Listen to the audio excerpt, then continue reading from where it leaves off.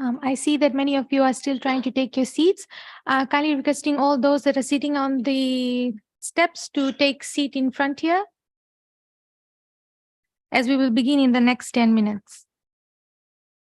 Thank you.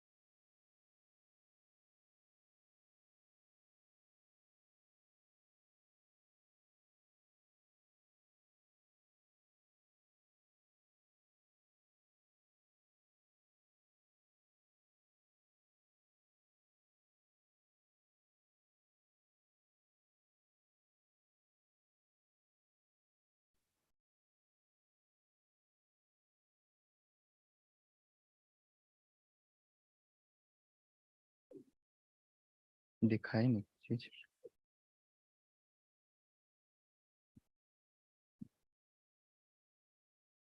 So, good morning all. We welcome you to the second day for the Careers Entrepreneurial Fair 2023.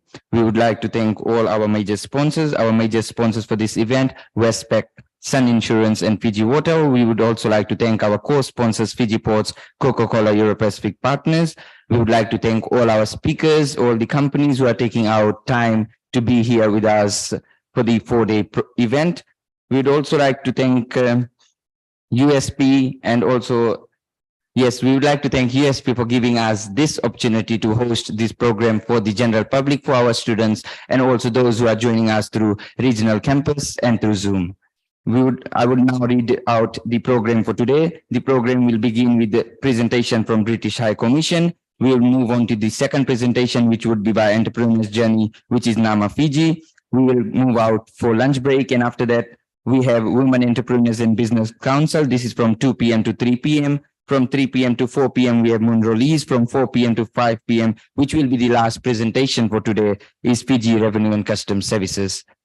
I would request all those who are here with us in the house right now to please put your phones into silent mode so that the presenters and also those who are present over here do not go or do not have hindrance while listening to the presentation. Thank you for your understanding. Now I give the mic to Jessica, who will be hosting the program for today. Thank you.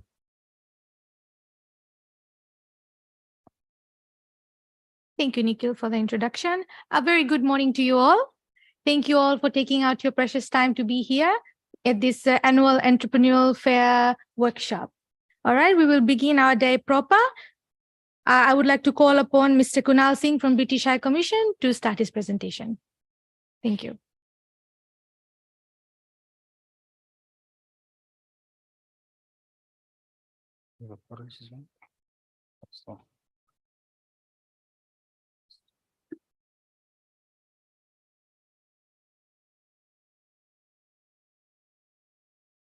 Thank you, Jessica, and very good morning to you all. Warm Pacific greetings to those as the regional campuses.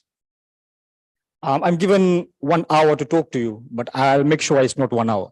I don't think everyone likes, or no, actually no one likes long speeches. So I'll try to stick to at least 20, 25 minutes, and then we can have some interactions if there's a chance to do so. Before I start, maybe, sorry, I'll try to get this off. Is the administrator controlling this? Okay. So before I start, I think it's adequate that we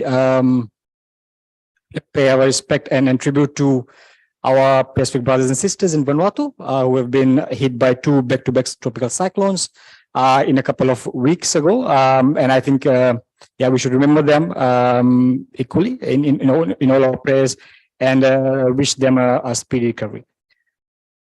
Now, I mean, you might see this big words on the slide. I'm not an entrepreneur per se. So I think, Jessica, how do you control this? Okay, great. I'm not an entrepreneur, like I said. I'm not someone who owns a business. I'm not someone who runs a business. And I think my fellow speakers after me will be speaking to you about their motivation for starting businesses, and they'll be ones motivating you to actually know what to do when you actually own a business. I won't be doing that. I may not be even answering all your questions with this presentation. I might be posing some questions to you. I might be putting you in a mode to think with my presentation. Like I said, I'm not an entrepreneur. I'm working for the British High Commission. I am the climate change advisor. So I work on climate finance, adaptation, climate resilience, and mitigation portfolios. So my work mostly is about talking to governments, talking to private sector, talking to businesses, and that's the reason I'm here today. Is on how to actually move towards more sustainable, more resilient societies. So that's why I'm here, and I will be talking to you about greening of business in particular. I think we all know by now that, of course, the Pacific is one area in the world that's always going to be vulnerable. There's no question that we will continuously be affected or impacted by the effects of climate change, disasters, whether it's geopolitical or it's the Indo-Pacific or any other disasters for that matter. So the term that I always like to use is that we are always in a continuous or a cycle of recovery. We will never be fully recovered as Pacific Islanders, or whether it's the smaller and developing states, whether it's in the Caribbean or the Pacific, we may never be fully recovered. We are hit by a cyclone in 2016, and then we hit by 2 big cyclones in 2018. So by the time we actually fully recover, we hit by another cyclone or another flood or another earthquake, a tsunami. So the fact is that we may never be fully recovered, which then leads me to say, how can we learn from our recovery? Right? When we are recovering, for example, now we take the example, the most recent one is Vanuatu. They hit by 2 tropical cyclones, and the area that's being affected in Vanuatu right now is the same area that had been hit by TCPM in 2015. The question that I want to ask all of us is, are we actually learning from our recovery? That's one. Secondly, in Fiji, I think we have a history of disasters, whether it's a pandemic, such as the COVID-19, or tropical cyclones. Now, the timing of this event and actually the theme of this event on sustainable development and entrepreneurial goals is quite timely. It's quite ideal because I think post COVID-19, we have come across a lot of young people like myself, like yourself, and those joining online or those not able to join us. There's an influx or there's an increase in how we want to start businesses, whether it's a cake shop or whether it's a roadside stall or anything you come across. You want to make money, you want to make profit out of it, right? While doing so, I think it's a really good thing that we are contributing towards the strengthening of our economy. We're trying to make our economy more resilient at the same time. But I think there's one component that we also need to speak or need to think about when starting business is actually how to make our business more sustainable, not only towards the environment, but what I'm saying sustainable is, let's say in the next 10 years, there's another pandemic. Do you think your businesses will be ready to absorb the risks or absorb the shock or absorb the effects of the pandemic? Right. Let's say if your business is hit by, let's say you own a cake shop or a roadside stall and it's hit by a category 4 tropical cyclone in the next 5 years. The planning you do today or the planning you did last year when you started your business, did you actually include or integrate the principles of disaster risk reduction or risk informing, right? So when I say sustainable, it's not only achieving the SDGs, it's not only making your business more greener, reducing waste, it's actually making your business or starting a business that actually lasts longer so that you can actually make profit out of it. Of course, that's the whole aim of starting a business. I won't start a business if I'm not making profit, right? So that's what I mean by sustainable. Now, just to make a point, I think it's quite important that I make this point before I start talking about the finer details. That I think we do have to say these things when we come to present externally. Is that the comments or the views and the thoughts that I share with you today is nothing related to my employer, which is the High Commission. It's something that's coming from me. So I think please just bear that in mind. I do have to go back to work after this, so I can't lose my work. Thank you. Try to move to the next slide. Like I said, my fellow speakers who will be coming after me today or later in the week, they'll be speaking to you more about how to start businesses, what to do when you are actually affected by something. So I won't be speaking to you about all those in particular, but I'll be speaking to you about green entrepreneurship, how to make the move now to more sustainable practices, or how to move to what we in climate policies, something we say as net zero, which is achieving or reducing our carbon emissions by 2050. Now in Fiji, I think we are quite lucky that we already have that political influence or political will, and we already have that policy frameworks, institutional arrangements which actually allows us to move towards net zero. right? We have our NDC, which is the National Determined Contributions, which says that in Fiji, we need to achieve 30% carbon reductions or carbon emissions to be reduced by 30% in the energy sector and the transport sector by 2030, and go carbon neutral by 2050, right? And I think that's the vision that we all share. But are we actually moving towards that? That's the next question you can ask yourself, right?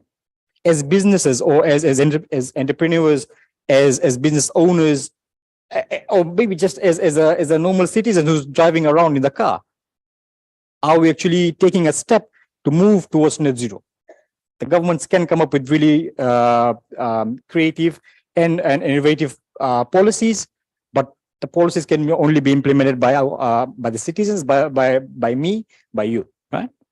I haven't mentioned there will be a quiz question towards the end, so please, I was asked by Jessica to have a quiz question. So, and there's a prize for that, right? And we can share the prize if you listen carefully. Right. So I won't go. I mean, I've tried to keep the writings from the slides less, but just a definition of green business. It's any business which is committed to sustainability practices, tries to use renewable energy, tries to reduce waste output, tries to use raw materials which are extracted or which are taken from the environment in a sustainable manner. So it's all of that and many more. Right? There's a limitation of how we can actually describe green business. It's an evolving subject. So that's what I've tried to put in for you. And just while we're talking about green business, which is the last slide, we call it something like an ecopreneur, which is a person who actually is involved in a green business, is someone who actually has that vision to actually do or transform a sector of the economy towards sustainability by starting business in the sector with green design, like I've listed there, green processes, and with lifelong commitment to sustainability. Now, just try to focus on that commitment to sustainability. That's my important line. Like I said, if you're hit by a tropical cyclone, will your business last? Or have you actually made your business climate proof? Right? If you're operating a cake shop from home, if you put a small, if you're a small, if you're a medium and small enterprise, you don't have that kind of capital to actually rent or own a building in town to actually operate your business. You most likely what you'll do, you'll try to have a small shop outside your home, which from where you actually operate your business, if it's a cake shop or if it's a small canteen, a small shop or something, right? But does the building design that you have come up, which is maybe temporary, maybe small scale, maybe low cost, does your building design incorporate the effects of a category 4 tropical cyclone, wind knots of approximately 130 knots, 140 knots, right? And with climate change, what happens is that we can never be prepared for these disasters, right? We never know how high the storm surge will be, or how strong the wind will be, or how quickly the roads or your area is flooded. It's quite unpredictable right now. Now, types of green entrepreneurs, and there's just a couple of some of those that I've listed. It could be something I've put in in inverted commas is accidental green entrepreneurs. You might not actually be intentionally moving towards green entrepreneurship, but you end up sustainably managing your business, motivated by financial concerns. Which means that if you, let's say, if your raw materials were exported from Australia and New Zealand to actually run your business, which means there's a number of factors that contribute to the carbon emissions. One, the shipping or the flight cost that actually gets your materials from New Zealand, Australia to Fiji. And then the delivery of that material to yourself. So the carbon footprint that's there. The carbon footprint that exists when that material was actually manufactured in Australia and New Zealand. The labor and everything that's... So now if you... Let's say if you're operating a business and you had some capital to start off, and then after 2 years, you don't have that kind of capital to actually import materials from other countries. What you'll do now, you'll try to resort to local materials that you can get locally in Fiji or in the Pacific Island countries. That is an example of accidental green business, which means you just don't have that enough capital, you just don't have that enough resources to actually continue to practice like you did when you started. Right? It could even be, a green business could be easily influenced by friends. If you're an environmental science student, if you're a climate change student, you might know the consequences of climate change, and you think that you do have an influence with a friend that works, and it has worked in a number of places. If you talk, if your friend is operating a business, a rental business, and you can say, okay, you're operating, you have 10 cars that's petrol powered now. Why don't you switch 5 of those to fully electric vehicles? And your friend might say, look, I can do that, but I just don't have the capital. Right? So that's a hindrance. Innovative opportunities who are financially oriented and have identified green opportunity. There are now a number of opportunities from developing partners, from crop agencies, from UN agencies, but also outside of Fiji, who are trying to use grant facilities, loans, and other mechanisms to actually catalyze or sort of unlock those opportunities for actually moving towards green entrepreneurship. Right? And I'll be talking about a few of those opportunities later in my presentation. The last one, of course, visionary champions. Someone, and I know a number of my friends who are doing that. They're trying to set up businesses who also the business which exactly is meant to deliver green products for the people in Fiji, right? So these are visionary champions that have that ulterior motive of actually delivering green products for consumers. The type of green business, again, I'm not going to all the slides, but just 3 of those. The one just here is business as usual enterprise. This is where we are right now in Fiji or many Pacific Island countries. If you want to buy a solar light, if you think, okay, if you want to be a visionary champion at home and you say, look, Dad, I want to put a solar light at my home, and you're a student, you just don't have that kind of money to buy a light. So a dad will give you the money, or your mom will give you the money, right, to buy those, right? Now, when you go to, I should name the hardware shops around because maybe some of them are here. But when you actually go to buy these things, you might see that the LED powered lights is a bit cheaper than the solar powered lights. And if you're given $50 to spend and $10 is for your snacks and your bus fare, you're left with $40. You won't get a solar powered light for $40. I might be wrong, but if you want a good quality light, you won't get it for $40. You might just resort, okay, I'll just get a LED powered light this time, and next time when I have the money, I'll buy a solar powered light. That's the reality that we're living with in Fiji right now, or in the Pacific. It's just these business as usual enterprises, or the green products, or something that you can use to actually move towards carbon net zero or 30% reduction in our carbon emissions. They're just too expensive to afford, right? And the alternative that we are using now is actually way cheaper, because what happens is, I mean, I'm not an economics person, but I think the demand for that is so much that there's continuous supply. Actually, the markets are full of these things. There's competition, and the price of these things are low, right? So we are right now here. Most of our Pacific Island countries are still at the business as usual enterprise. We are still choosing products which are not leading towards reducing our green emissions. And again, the drivers of entrepreneurship, I've discussed that previously as well, some of it. If you come across, let's say, there have been an increase of electric vehicles in Fiji now, and of course, I mean, that's a good thing. A few companies are now saying that we will completely move all our fleets to electric vehicles. How they are thinking about that, why they are thinking about that, is because there is a need for societies to address environmental challenges. These big organizations who have that kind of money to invest, or have that kind of capital to invest into actually greening their fleets or greening their infrastructure, they're doing that because they know if they put that investment now, of course, the cost of that, the cost will be quite high initially. But if you calculate it, maybe the next 5 to 10 years, you start reaping the benefits of it. Just to give an example, I'm working with a UK entrepreneur who is now based in Fiji, who supplies electric vehicles to Fiji. He's just not one of, I mean, he's just one of he's just one of the vendors who has started getting electric vehicles in Fiji. And he was telling me, and we actually tried that when you use an electric vehicle, the chances of reducing your cost of fuel is 30%. That means if you're driving from Suva to Nandi or Lotoka with $100 petrol in your car one way, you'll be able to do that in $67 if you do an EV vehicle. But when I'm thinking of it as a consumer, of course that's something that he's telling me. But when I think of it as a consumer, I'll be thinking about two things. One, is there enough electric charges on the way? What if there's a breakdown, or what if there's a disaster? Is there enough backup for me to actually for that electric vehicle to actually take me home safely? That's one. What are the opportunities for backup? So these are the risks that are involved, right? With that.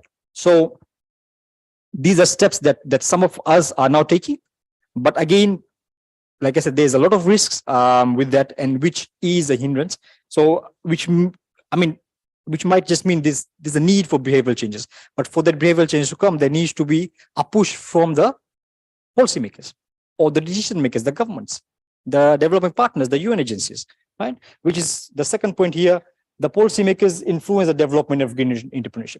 For countries such as the Pacific, we as consumers, we might not have that kind of capital to make the change. Or we just need someone to start the change for us. Which is why we are now pushing, I shouldn't use the word pushing, which is why we are now negotiating with the government of the day to start greening their fleets. They need to be leaders to show the consumers that thing actually works. Right? If they're able to get 10 electric vehicles, someone in one of the big organizations will say, okay, if the government is doing that, that means there is backup, that means there is credibility, I need to do that as well.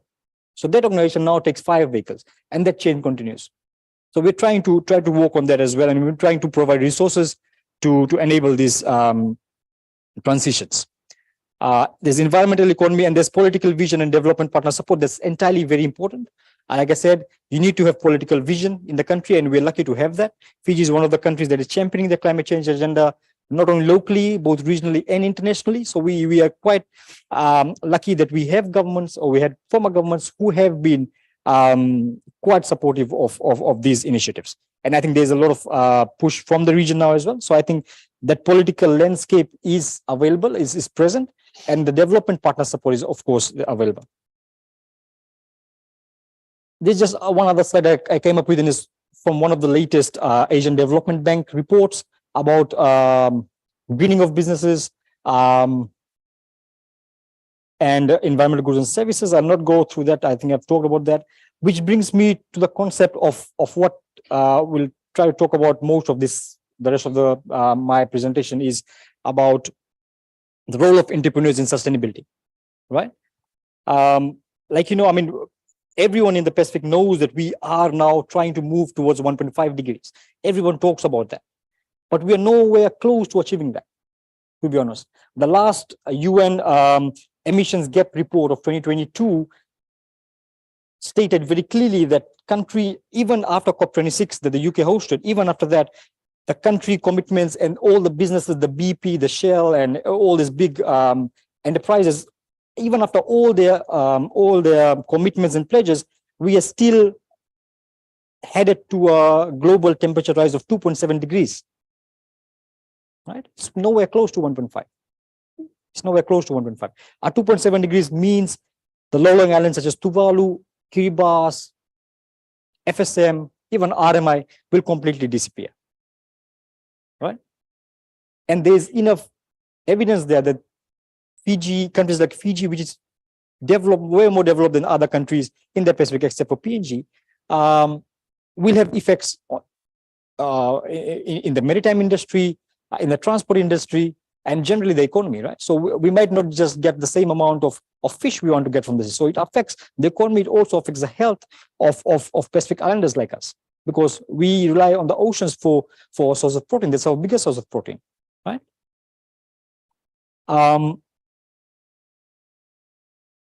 So the role of entrepreneurs in sustainability, and which leads me to my next question, is why do we want to focus on business? Why can't the government start, or why can't the CSOs start? Why can't the development partners start, right? Why is the aim on businesses? Because the businesses have this unique influence on consumers. I think my next slide will, it's this slide. So the businesses have this unique influence in consumers, with consumers. The businesses supply the goods and services for us consumers to use. Right? It may depend on what we actually are using. That's why they're producing it. So it might mean that we as individuals need to change our individual choices or individual ways of living. Right? It's not, I mean, to be honest, it's not easy. It's not an overnight change. It's not a yearly change. It's not even a 5-yearly change. Something that takes 10 to 20 years to bring about the change. And unfortunately, we have not started it yet. So my next slide will say, when is the right time to do that, right? Now, I've just put some building blocks of green entrepreneurship. I mean, when we want, like I said, it's not an overnight process. It's not a yearly process, not even a 5-yearly process. But we just need to, I've just put 3. There's many others that we can talk about. But when we think about moving towards more green businesses, more green lifestyle, there's a couple of things that we need to talk about. We need to shift from local to global ecosystems. We need to stop thinking about how, I mean, the things we're using in Fiji or in the region, we need to think about how it's produced. You know, try to think about how to actually track the supply chain. Right? It's time to think global, because at the end of the day, most of the things we use in the Pacific Island countries or third world countries are important.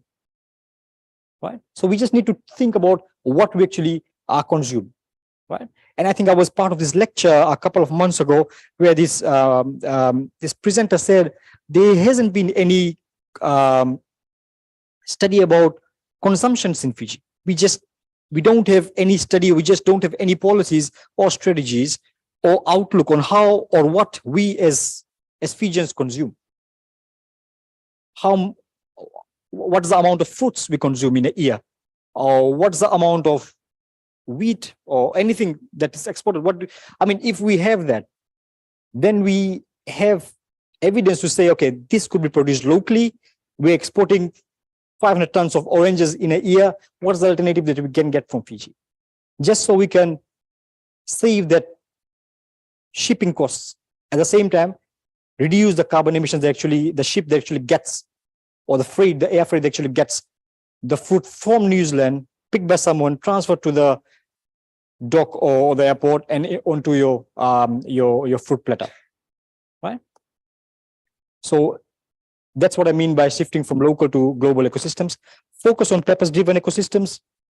I think ESGs, environment, social, and governance, are and is a growing area in Fiji, and I think a lot of governments, a lot of organizations are now adapting this, so which is quite encouraging. But I think it's still a long way to go from there. Taking a long-term view, I think what I always encourage my stakeholders and my partners is we need to move away from that project to project approach. We need to think more programmatic. What is in there for the next 5 years? That also applies for developing partners. We need to think about how we work with the Pacific. See, the unique thing about the Pacific is we all have our unique impacts on climate change or any other issues they're facing. Fiji's impacts will be very, very different from Samoa. So we cannot, for developing partners, it's entirely important. And I, as a developing partner, I know that we cannot use a one-fit-for-all solution. The World Bank cannot come here and say, we have a solution for the Pacific. It might not work. I was in the village just outside of Suva when the COP president visited Fiji in July last year. And there is, I mean, that village, when it's high tide, half of the village is covered with water. Half of that village is covered with water. There is an existing seawall that's present in that village, which was done by the US aid. That means they already have adaptation measures. Some people say when there's an increase in sea level, we make seawalls and that's it. But there is already a seawall. Still, the village gets covered with water. Most of the houses get covered with water. And I think a couple of you might be from the village. I might not name the village right now, but that seawall was made using the standards that the implementing partners such as the World Bank or the USAID had set. Right? But that standard did not match that village, which is why I'm saying a one-fit-for-all solution does not work in the Pacific. We need to have tailor-made solutions for communities. Right? Green transition, well, like I said, when is the right time to start? I'd say now. but how? Right? Who starts it and how do we start it? Right? Like I said, there are organizations that have started the journey, but it's still a long way from actually trying to influence individual behavioral changes. Is the Pacific ready? Yes, no. Like I said, when I started this presentation, I told you most of my slides will not actually give you a lot of answers. It might just pose a lot of questions for you to think about, because I know most of you already know these answers. I just don't have to tell you. I don't have to prepare a lot of slides to tell you these things.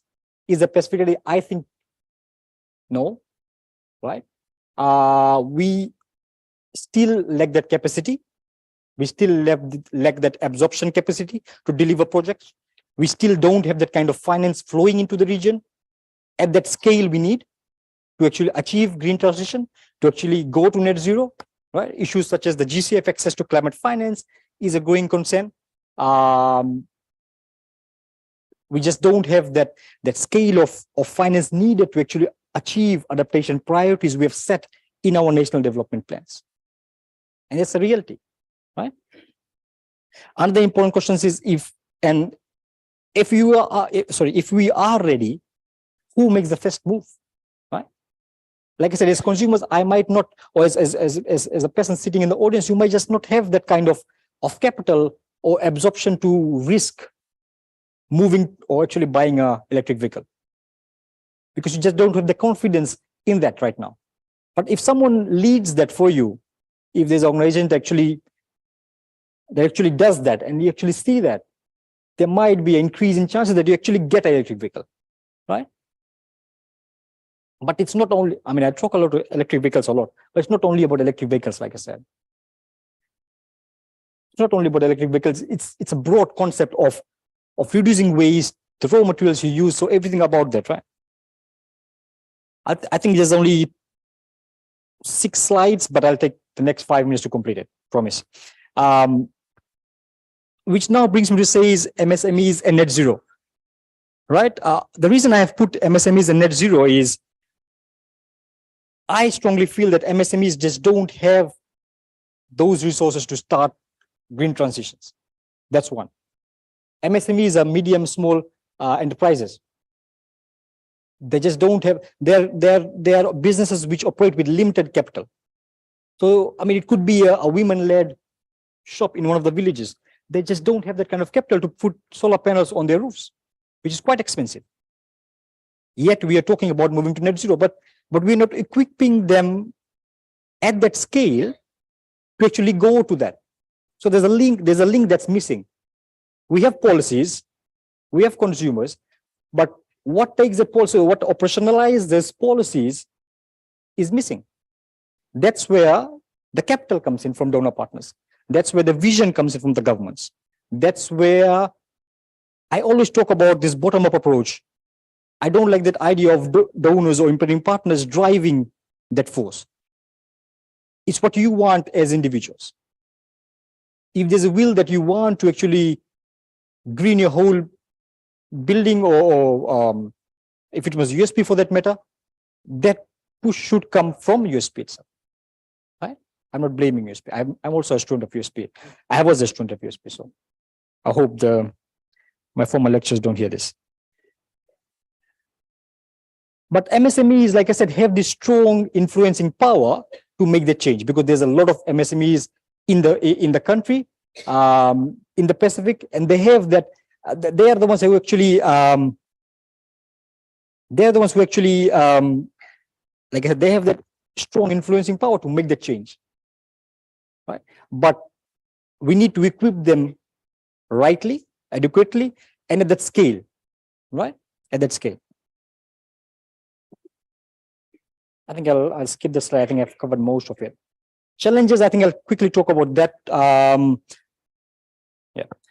Challenges, I think, like I said, with MSMEs, it's a complexity around business cases.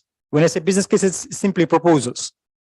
When MSMEs are asked to apply for grants, we as donors, and I think I can blame myself, and I'm not blaming anyone else, but for MDBs, for these international climate finance mechanisms that's set up for for vulnerable countries like us, we make it too difficult for them to actually achieve, to actually apply for these grants or loans or whatever. So there is a complexity around business cases, which means there's a lack of capacity within the country to do so, right? The scale of private sector operations in the Pacific is very limited.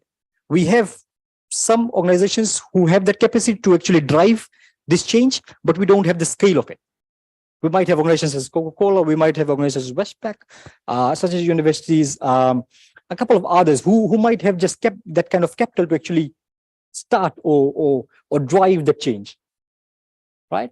And actually set an example or set a peer learning experience for the smaller businesses, such as the MSMEs. But like I said, even with all that present, we still don't have that scale. The scale is missing with private sector operation in Fiji, right? Limited access, then larger firms to resources. Like I said, MSMEs have that limitation of having limited resources, whether it's finance, whether it's technology, or whether it's the access problem, right? They just don't have that rightly available to them. Then uncertainties they're dealing with, right? So COVID-19 was one example. And like I said before I started, the Pacific is in a continuous state of recovery. We are never fully recovered. We can never be fully recovered. We'll always be recovering. We hit by a tropical cyclone, we recover, we hit by another flood. We start recovering again. We hit by another tsunami or earthquake, we start recovering again. So we can never fully be recovered, right? And I think there's enough evidence now that we just need to understand that. But like I said, I always like to say that we need to learn from our recoveries, right? Policies to reach climate objectives do not target MSMEs. I think most of our national policies do, but at some scale they don't. I think it's mostly targeted at large organizations who are ready to make the change, but I think it should be made more local, should be made more down to MSMEs level. Awareness and coordination issues, these are other ones, which now brings me to just share a bit of things that we have currently going on. So I think last week or just Monday this week, we announced our Pacific Partnership Facility, which is a small grant facility for not-for-profit organizations, which means NGOs, CSOs, organizations who are working on climate resilience. I told in my launch that I'm trying to use the broadest definition of adaptation and resilience just so I could have a lot of proposals.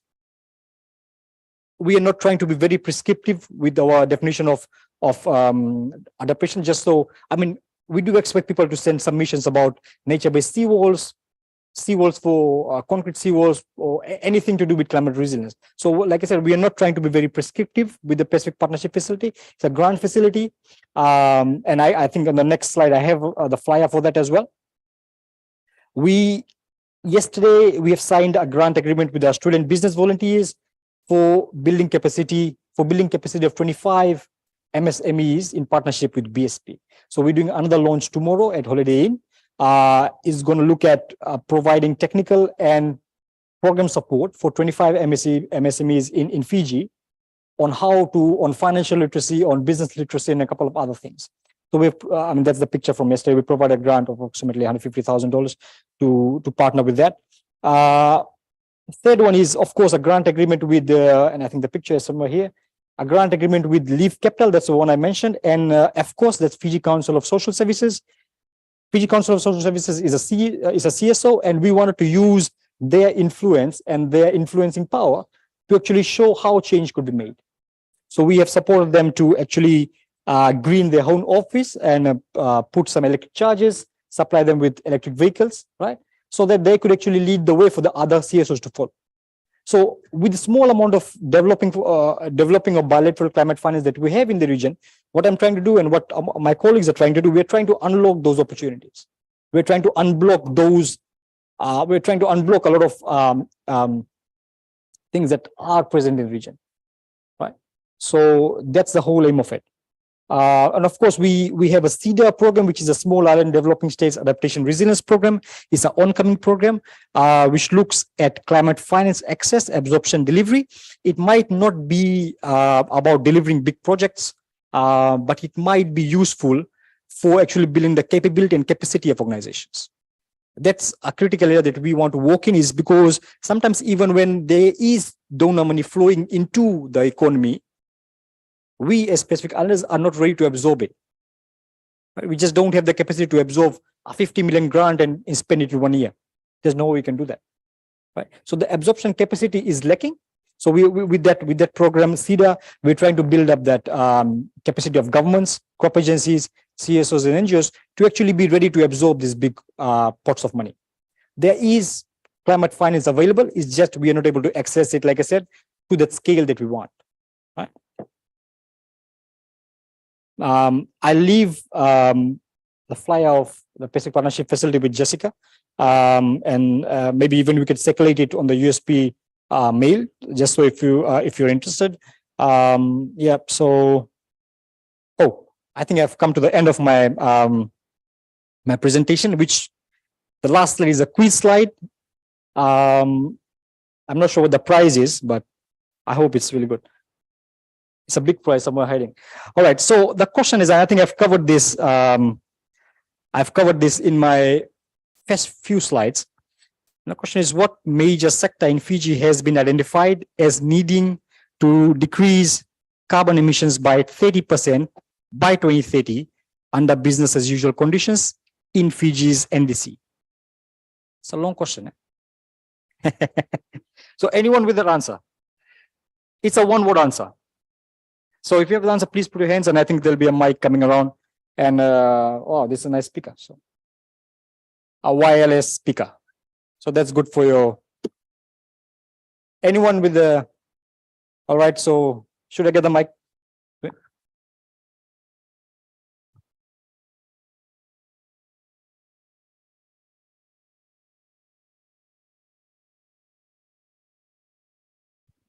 So electricals.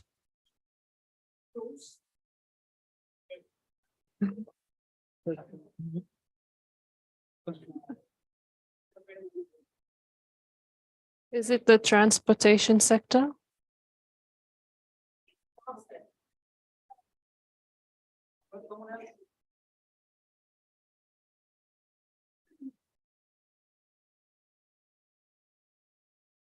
It can be the energy sector. All right, come on down.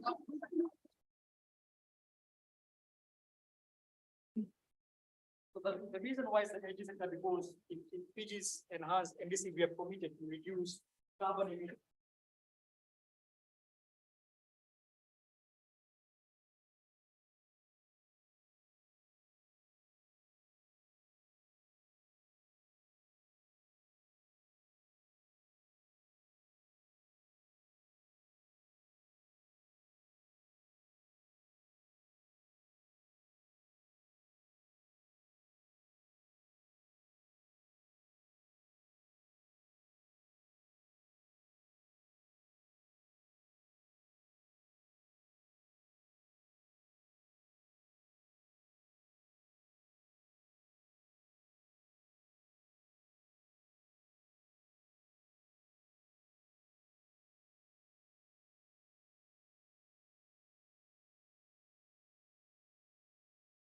Can ask a lot of questions, but I don't think they have enough prizes, right?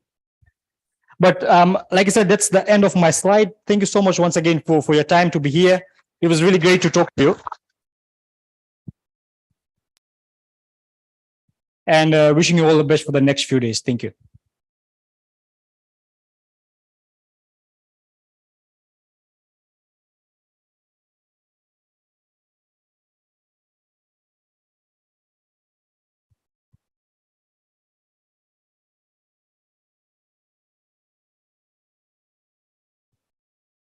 All right, thank you, Mr. Kunal, for the wonderful presentation. Our next presenter will be starting in the next 5 minutes, and it is Miss Deborah Sadrano from Nama, Fiji. So let's welcome her in the next.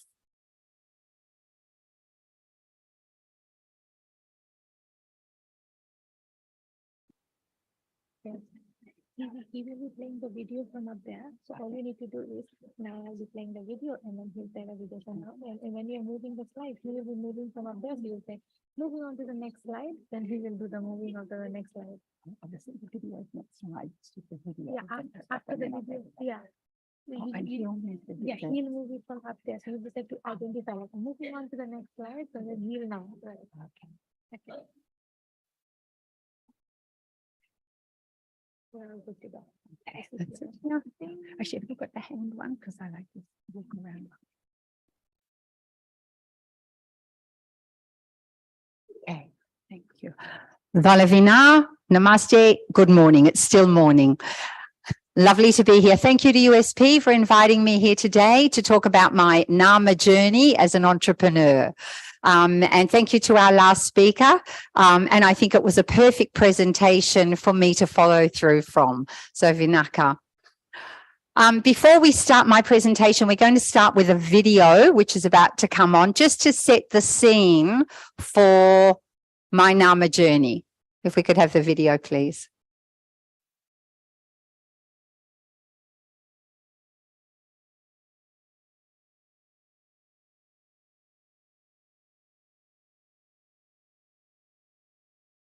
Digital.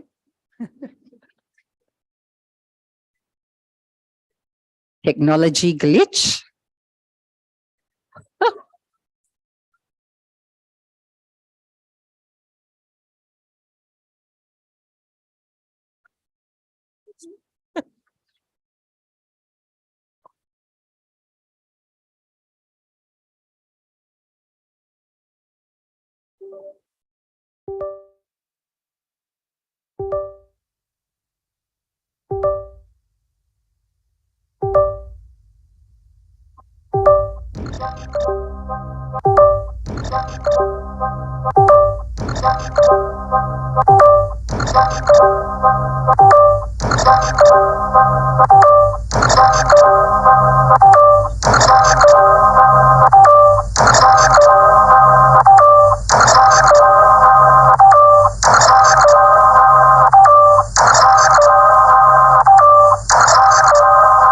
This is why we all need good IT people to work for us. I have no idea how to do all this.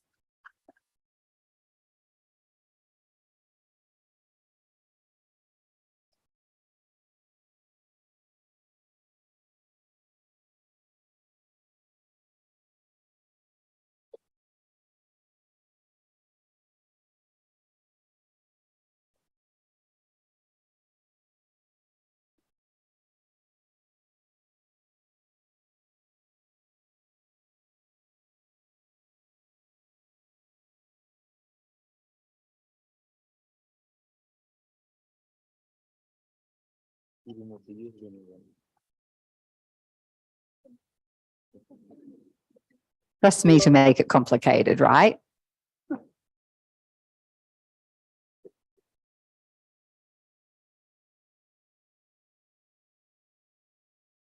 Okay.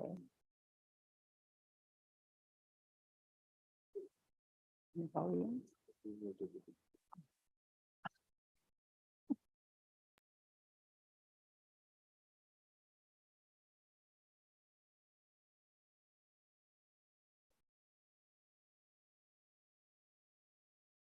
I promise it's worth waiting for, okay?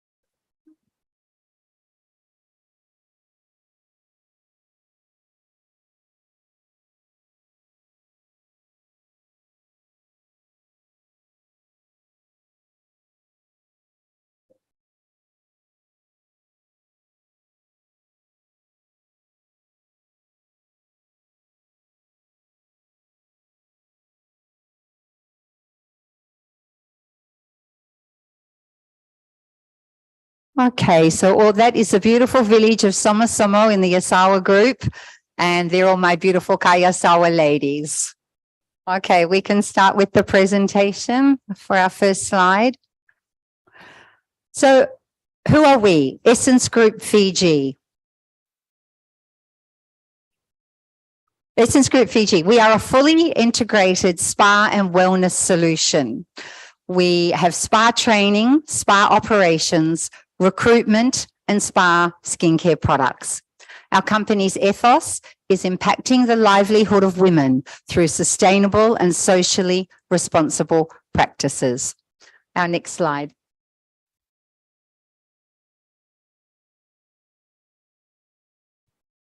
So how did I begin? I moved to Fiji in 1997, so I'm probably a lot older than some of you, and came here because I fell in love with Fiji. I'd been visiting Fiji twice a year for about 10 years.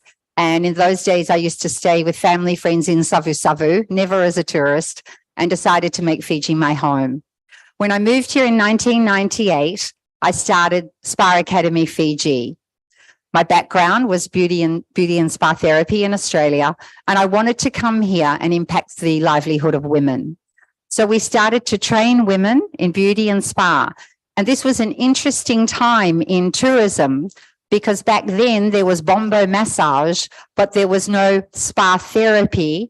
So I guess I could say that I was the founder of or initiator of spa tourism. Next slide. The great thing about the Spa Academy was that we were able to train rural women and change their livelihood. They were able to go out and work into the resorts. We worked very closely with DFAT on scholarships for rural women. And just before COVID, DFAT did an impact study on our academy and went around and interviewed all our past graduates. And I was so proud to know the impact that we had had on the livelihood of our women. And not to mention also for spa tourism, which we know is a massive industry. Just to let you know, there are over 365 resorts in Fiji, all branded resort and spa, right down to beachside massage. So it's an amazing industry and it does provide a lot of employment for our graduates. And it is the second largest income earner outside of hotel beds. It's bigger than dive and it's a very, very important component of tourism. Our next slide, please. So why Nama Fiji? I was initially importing products from overseas. Tourists were coming here, they didn't want to use a product that came from overseas that they could buy back home and that was more expensive here. They also wanted a product from Fiji. So initially I was making products out of VCO coconut oil, papaya, waleti, all the tropical fruits. And then we started to see the demand that when the tourists were going back, they wanted to buy our products. So the demand for export was there. So going back about 8 to 10 years ago, I decided to start on the Nama journey. All of you know what Nama is, beautiful organic sea grapes. We are a company that has really excelled in skincare. Our Nama sea grapes act as a powerful formula. It's our key ingredient for hydrating the skin and cellular hydration. Nama is an anti-aging product and it is really unique in skincare. We all eat Nama, we all love Nama, so you can be healthy on the inside, healthy on the outside. Our product is Fiji made. We are sustainable, animal-friendly, vegan, and most importantly, chemical and paraben free. People around the world now do not want chemicals and parabens on their skin. We have a really, really unique facial infusion therapy that is very unique to our industry globally. Obviously, we use the products in our amazing Spa Academy, and proudly, our academy now is Cedesco internationally accredited. So all of our graduates can go and work anywhere in the world, but we don't want them to, right? We want to keep them here. But they can work anywhere in the world, and of course, they're trained with our own skincare brand. our premium skincare brand, Nama Fiji, was launched just before COVID at the Oscars and the Grammys in the USA. So that's something we're very proud of. A little product out of Fiji. Next slide, please. I have over 30 years experience in beauty and spa, and my past or my history before I came to Fiji was my passion was treating skin with seaweed, thalassotherapy, not knowing that one day I would be here making skincare products out of Nama.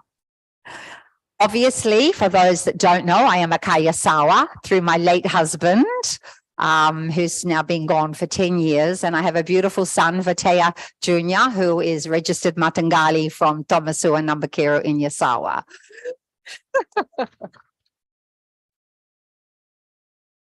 Vinanduriki. My son is now 19 and he's just gone to Australia to get some life experience. But I'm very, very privileged that I learned about Nama through my late husband. Whilst I was pregnant with my son Vatea, I ate Nama continuously. I was obsessed with eating Nama.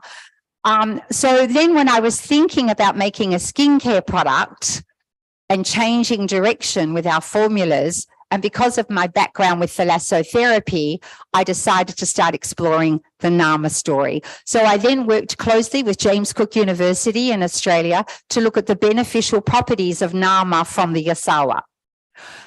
For your interest, there are sea grapes in Asia, but those sea grapes, because of the environmental issues over there with the polluted waters, their sea grapes are shriveled, and the sea grapes from Yasawa are plumper, fuller of minerals, and are the Rolls Royce of the seaweed. Chi-chi. I then partnered with, after James Cook University, I partnered with MDF, Market Development Facility, an arm of DFAT. We then worked together really closely to develop our harvesting partnership with the women from Somasoma village. This was really important. You know, we talked a lot in the previous presentation from our last speaker about sustainability. You know, we don't go into business to go broke, and we don't go into business for it to not last. So if we're caring for the women of Somosomo, it's really important that we make sure that our partnership is sustainable. So MDF came in and we looked at everything. We looked at the impact on the environment, on the ecosystem, as well as on the women. This was a really important and exciting project for us. For those that don't know, when you harvest Nama, we are not raping and pillaging the ecosystem. It replenishes within 2 to 3 weeks. So it's like a weed, right? It just keeps growing because we don't want to take Nama away from the food on our table, yeah? So from the seed to the plate. So it's important that we are not raping and pillaging the environment. Nama also provides oxygen to the ecosystem, to the water, keeping the cooler temperatures down. Thus then, for our fish and our coral, very, very important. So it's an amazing resource, seaweed in general, for the ecosystem. Our products are trialed and tested, as I said, in our academy and also in the high-end spas in Fiji. Next slide, please. There's our beautiful women. So part of our impact project with them, it was really important that we considered 2 things. One, the environment, and the health and well-being of our women. When they were harvesting the Nama, they spend up to 8 hours a day in the water. Your skin shrivels, right? Let alone the effects of the salt on the skin. So we got them rashes to protect their skin and keep them warm. We also looked at when they filled the bags with Nama, they were filling potato sacks and dragging it across the coral and breaking our coral. So we came up with the float rings together with MDF. They have sacks that the float rings keep them floating. They fill the Nama, which is easily transported across the coral. These are things that are really important. There's one thing going out there and using resource, but we must make sure that we are protecting our resource and our environment. So this was a really important factor. We tick all the boxes as far as impact on women, and our sustainability. So we're very, very proud of that. Ecosystem, sustainability, and working an impact on the women. Our next slide, please. We have won a few awards, so we're proud of that. You know, not that we do it to win awards, but it is nice when we get recognized for our hard work. So this is also, I guess, as an entrepreneur, you know, awards gives credibility. So although I don't care about the pat on the back, because I do this because it's my passion, but, you know, when you're going out to market with a product or a brand or a service, this credibility is very important for your marketing and your branding. Next slide, please. What customers say about us. This is also really important. Yeah, as an entrepreneur, whether it's your products, your services, we must care about what people say. TripAdvisor kills you these days, right? You cannot afford to slip up. What people say about us, we must always take negative feedback as constructive feedback and turn that into a positive for our business. And then the best feedback we use for marketing. And this feedback was by two very, very well-known celebrity people in the USA, making us proud. Next slide. So under our NAMA brands, we have NAMA Fiji, which was my first premium brand for the high-end market. And then something interesting happened. I said earlier that we launched at the Grammys and the Oscars, and then we were just ready to start export. Bang, COVID hit. Borders closed. My company was spa, training, and tourism. All of my businesses were shut down straight away. I have an all-women team that work for me, right from my cleaning lady right through to my financial controllers, my factory workers. We are an all-women company, not that we don't like men, sorry guys, and but I'm all about supporting women. And all of a sudden, my business was put on a standstill.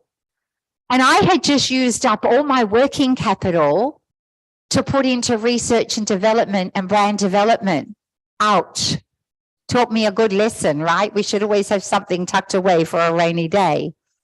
So that was a big learning for me. No matter how good we are as a businesswoman or an entrepreneur, we always learn. We never stop learning.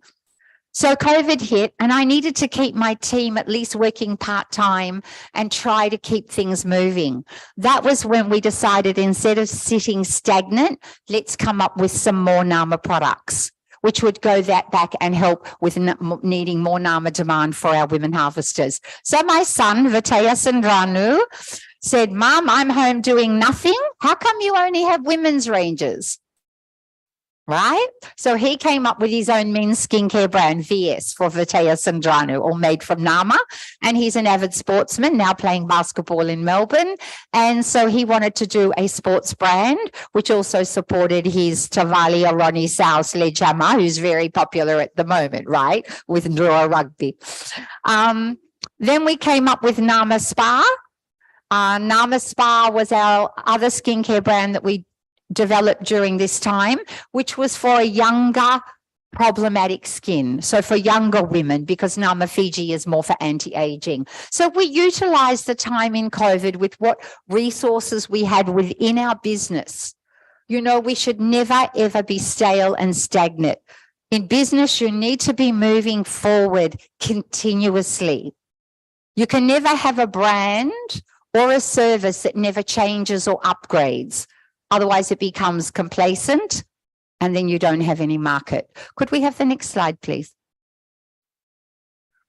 Now, when you're going to develop a brand, it's so important that you go out and do your market research. I cannot highlight this enough. I see a lot of SMEs in Fiji. They have amazing ideas. They come up with a great product. But who is their target market? Who is their end consumer? You need to be able to sell it, right? So it's really important that you do your research. So we actually appointed a company in the USA who went out and compared our brand to other brands. Now, I already know everything about skincare. I had already researched about Nama skincare and other seaweed products, but they then went out and looked at price point. Where did we sit compared to other similar skincare brands or skincare brands at our level and our target market? So that was very important for us before we went to market. Next slide, please. So once we had our brand, our packaging, our ranges, we knew our target market, I had already explored internationally that there were a lot of seaweed products out there. You know, the Lumi, the Gracilaria. I first started looking at that seaweed, but that seaweed is used more for acne skin. And there are so many brands internationally for acne skin. So I wanted a brand that nobody else was doing. Yeah, being intercellular hydration. So that's something else that's really important as an entrepreneur when you're thinking about it. Try to have something that's unique, because otherwise you're competing with so many brands out there. It's too hard. So then we focused on our local Fiji market. And let me tell you something, when pandemics happen, we can't live without our locals. Yeah? Because your international market then is non-existent because borders are closed. We must nurture our locals in business, care about our people.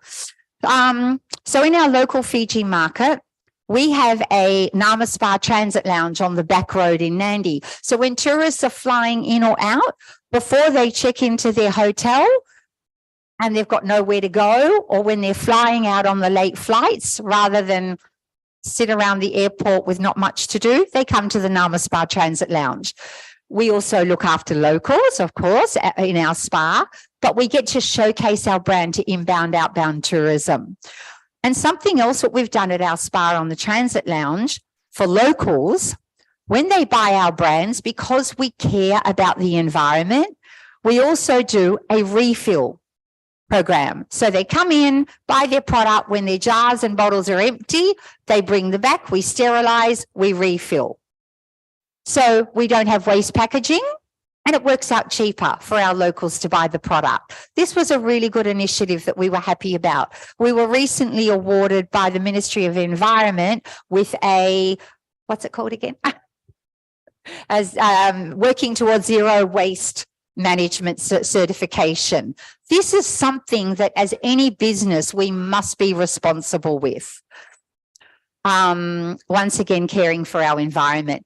All of our packaging, we do not have any plastic. We do glass and bamboo and acrylic. We cannot be putting plastic in rubbish bins. This is something we must consider when we are doing brand development. We also partner with Jack's Retailer as our exclusive retailer in 7 of their outlets, including Suva, if you want to go have a look. And we also have our local brand in all the 4- and 5-star resorts. We have 17, just about to have 20 high-end resort spas taking our brand now for their spas and their boutiques. This is a really important market for local Fiji-made product, is tourism. So why do tourists love Fiji brands, whether it's my brand or any brand? They love it. Australia. And another thing you've got to think about as an entrepreneur or in business management, every country has a different target market or a different outlook, yeah, depending on who they are. Aussies and Kiwis love anything branded Fiji, right? They're our neighbours. And most of our tourists are from Australia and New Zealand. So they're familiar with our brands. Our premium environmentally friendly glass and bamboo packaging. People globally now don't want to buy plastic. So they're loving our glass and bamboo packaging. Majority tourists of ours are mid to high-end income earners, age late 30s plus. This market demographic is perfect for Nama Fiji. US travellers, they appreciate good skincare and Fiji water. put Fiji on the map in the US, right? China research showed us, and this is where my son was really clever as a young up and coming entrepreneur, the Chinese high-end millennial males. There are so many female skincare products in China, but nothing for men. So the millennial male market, there's also unisex products out there, but then there is also specific gender product. So this is something else that is another target market. Asians in general love anything made from seaweed. So this is a big market. When the Asian tourists come into our transit lounge, we do factory tours there. Wow. We also do, which I haven't put on the screen because we're just about to do a big launch for it, is our Nama Cuisine brand, which is organic Nama cedar plate. And we do a beautiful dried seasoning. Wow, you should see the Asian tourists when they come in, they just go crazy over that. So, you know, this is another thing we can do with our Nama resource. Europe and UK, they see Fiji as the most exotic destination this side of the world. So my US distributor just took part at the UK Professional Beauty Trade Show in the UK, and he was just swamped by Greece and the Mediterranean saying, we want the Fiji product. Very exciting to know that Fiji is so desirable as a destination. Nama Global. So we are now in New Zealand, just launching in Australia. We're already in USA, and we're about to launch in Europe, UK, Hong Kong, Singapore, and China. Wow, for Fiji, right? Okay, next slide, please. So our competitive analysis, this is something as an entrepreneur that you must really think about. And I spoke before about how other seaweeds are more for acne skin. So yes, there's a market out there, but I don't want to compete with another how many hundreds or thousands of brands. I want to be unique, and that we are. Obviously, my skincare background and my expertise is a massive selling point. And also sustainability. The question we got asked from our distributors, you need to be able to sustain. What's to say that they won't give you any more Nama? So thank goodness for my son, yeah, and our relationship with the Kayasawa. Our local competitors here, most of the other local brands focus on perfume, synthetic fragrance, and tropical experiences. We, because of my beauty therapy background, have the expertise to treat skin with guaranteed outcomes. So no matter what your brand is, you must think about your competitive edge. If you don't have a competitive edge, you're not going to get out there, not in export anyway. Okay, next slide. Thank you. Okay, so we launched with Farmers Department Stores in New Zealand. This was our first big export break post-COVID. Yay! We started off in 13 stores, and then a week later, farmers came back and said, Deborah, we want to put it in another 10 stores. Thank you very much. So we're currently in 23 department stores in New Zealand. This is so exciting, right? It shows that little entrepreneurs from Fiji can make it globally with the right steps, the right planning, and the right resource. Yeah. I want to talk a little bit now about collaborations and partnerships. You know, I could talk all day, so we've got to keep an eye on the clock, right? So I want to talk a little bit about your partnerships. So we must utilize government entities to partner with. You cannot do this on your own. No entrepreneur can do this on their own. I'm really smart, but not that smart, right? We've partnered with the Trade Commission of New Zealand, business advisor Camila Eris. She was amazing collaborating with us in our launch into New Zealand. Pacific Trade Invest, Trade Commissioner Galinas, another fantastic support for us. As she says, this is strengthening the commitments to Pacific business for economic growth. So important, and for social well-being of communities. Tourism Fiji, New Zealand, they were so supportive with our numerous press releases and magazine coverage. Magazines and tourism and health and wellness magazines and media in New Zealand was so supportive. You know, we get the support in Fiji. A lot of countries don't get the support that our government entities offer us. And this is something I'm very grateful to the MET for. Yeah. And to our partners like MDF, DFAT. It's all there. We just have to reach out. The support is there. Next slide. Thank you. So destination marketing. Right. If you're studying entrepreneurial management, this is so important. So Kylie from Farmers was totally blown away. She said, Deborah, we have so many international brands. We have never had a brand do a launch like you did. I say we because it's not me, it's my team, right? So we partnered with our sponsors, Fiji Airways, Matamanoa Island Resort, Natumbe Retreat, because it's in the Yasawas, and Deep Blue came on board at the last minute, The Dive, South Sea Cruises. So we then did a Winter Holiday to Fiji campaign launch. And every customer that went into Farmers went in the door to win a holiday to Fiji. This is destination marketing. This is great for tourism, for Fiji, and it sold our brand, right? Farmers chose to do this right on Christmas, being high peak retail season. This was a very successful campaign to launch our brand. Very grateful to our tourism partners. Next slide.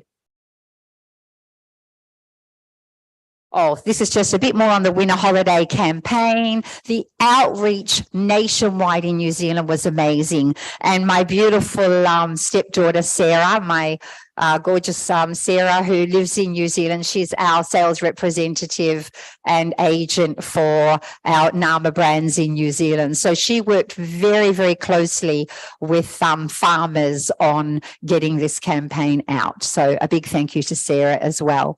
So, yep, we can go to the next slide.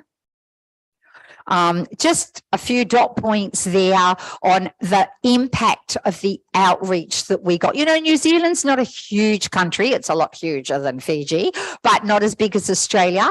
But the outreach that we got through every region in New Zealand was incredible. All right, next. Social media. Social media was a very, very big component of our launch as well. Marketing support. Any company must, you can't just make a product, give it to your distributors and people that buy it, your stockers, and forget about it. When you own a business, you're more than just manufacturing. And I think a lot of brands fail because all they do is manufacture and sell. You must have a marketing support. Yeah, I have an amazing team. So marketing support for our brand, for our distributors and our stockers is so important. And we are just right now as we speak, upping the ante on this in our business. We must offer training, value adding, whatever we can do, collaborations and partnerships. Promotions and events calendars, we have to set that. We think about Mother's Day. What can we offer Jacks and our spas? What can we offer our distributors and farmers to value add for our calendar of events? We must make sure we are constantly, my team are with me today. You know, Aggie's been in Jacks this morning, training their retail staff. Jacks turn their staff over and rotate them every couple of months.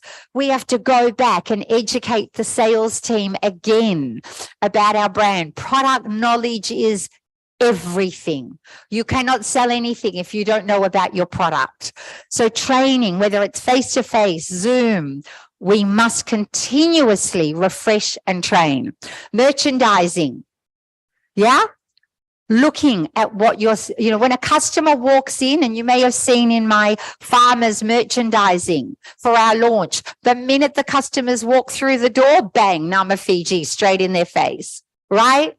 Imagery, posters, videos, You know, we have our beautiful video that plays in a lot of the department stores and retail outlets. Merchandising is everything if you want to succeed. Social media, we have just partnered with the gorgeous Leilani, who's going to be our new social media local influencer, right? That girl can talk, walk the talk, right? Social media influencers are everything now. Gone are the days where you can just post an ad. People, or you younger generation, I can sit there for hours and read the newspaper. Not you, gang, right? You're there on your phones. You're like a million miles an hour. People don't want to read anymore. So social media, you know, visuals are so important right now. We want to be closer. We want to connect. We want the emotional sales touch. Yeah, that's so important. Websites. We all know how important websites still are, even with social media. We need to be able to drive our brand to our stockists and distribution channels. This is very important. When tourists come here and they go back to their country, they want to know where they can buy our brand. So important. So brand awareness, commercials, collaborations, influencers, banner campaigns, and launch campaigns. All really important for entrepreneurs. Next slide. I hope I'm not talking too much, yeah? Okay, also reinventing, like never lose focus of your brand. A lot of SMEs muck up because they try to have too many variations. If you have too many variations, you're spending too much money on packaging and resource, and your focus brand gets lost. So we now have our 3 ranges for all our client demographics, and we thought we need something really awesome for Mother's Day. So we came up with our new, still the same focus, still our Nama Fiji product, but packaged in a beautiful bamboo case that they can then use for makeup, you know, whatever, skincare, whatever. So stay focused, invent value adds and promotional items that are not outside of your focus and your brand. Next slide. The feedback, once again, not just from a customer, but when we do something, before we launched this bamboo case, we sent it out to prominent people to get their feedback. Sometimes as entrepreneurs, we have a really bad habit, not sometimes, always. Entrepreneurs are not strategic. We act on emotion and knowing what we love. We make quick decisions and we want it done yesterday, right? I'm now aligning my team as my strategic people to say, Deborah, slow down.